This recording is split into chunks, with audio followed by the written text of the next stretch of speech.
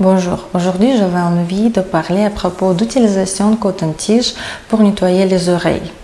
Dans l'époque d'Internet, pas beaucoup de gens savent qu'il ne faut pas utiliser coton-tige pour nettoyer conduit auditif. Même c'est écrit sur la boîte avec coton-tige. Le surement, c'est bien pour l'oreille, ça prend protection contre les infections et si vous allez nettoyer tous les jours avec coton-tige votre oreille, premièrement, c'est risque d'avoir infection dans l'oreille et deuxièmement, c'est risque d'avoir bouchon de surement et troisième, c'est risque de traumatiser votre tympan. Parce que le tympan, elle peut être ou droit, ou obliqué, ou plus vers l'extérieur, ou plus profond. Et personne ne sait pas, sauf votre médecin qui regarde votre oreille. C'est pourquoi c'est toujours existe le risque pour traumatiser le tympan.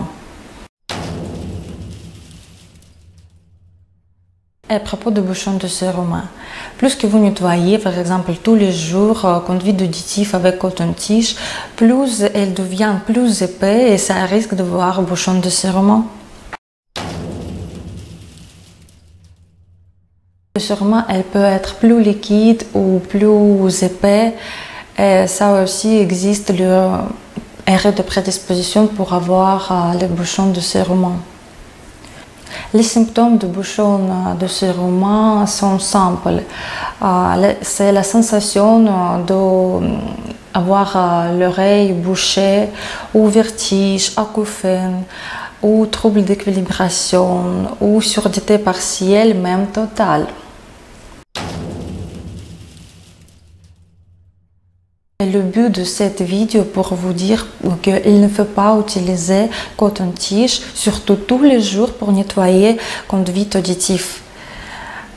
Et je pense que vous avez question, mais comment il faut alors nettoyer l'oreille? C'est très simple. Pendant un mâchonnement, le surement elle bouche vers l'extérieur, vers l'entrée de conduite auditive.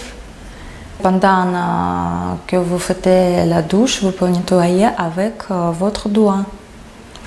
Mais aussi, vous pouvez utiliser coton-tige pour nettoyer le pavillon d'oreille, mais extérieur, tout ce qui est extérieur. Ici, c'est sûrement déjà ici à l'extérieur, vous pouvez nettoyer doucement. Doucement pour enlever le surement. Même pour les enfants, c'est la méthode pareille.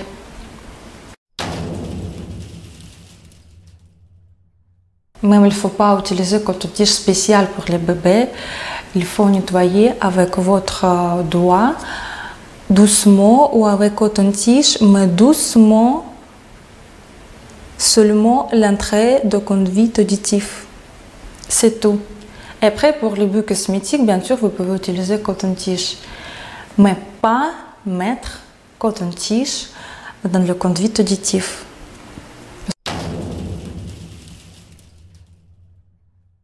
J'espère que cette information était utile pour vous et n'hésitez pas à aimer cette vidéo et abonnez-vous pour savoir beaucoup d'informations à propos de santé, à propos du développement de votre bébé et beaucoup d'informations que vous avez besoin. Merci et à bientôt.